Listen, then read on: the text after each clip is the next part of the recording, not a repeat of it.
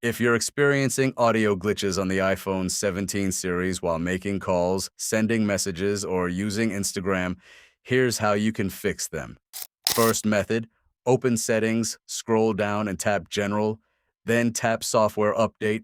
The first and most important thing you should do is update your iPhone to the latest software. If an official software update isn't available, you can try enrolling in the Apple Beta software program and installing the latest beta update. I'll provide a link in the description explaining how to get the beta update.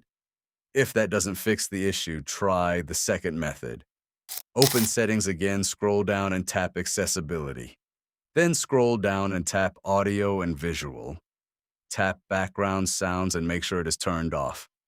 Background sounds could potentially interfere with your device's audio. Then go back to Audio and Visual and try turning on mono audio. Check whether this solves the problem. Finally, if none of the above methods work, go to Settings, tap General, scroll down and tap Transfer or Reset iPhone. Then tap Reset followed by Reset All Settings. And that's it. If you found this video helpful, don't forget to like, share, and subscribe.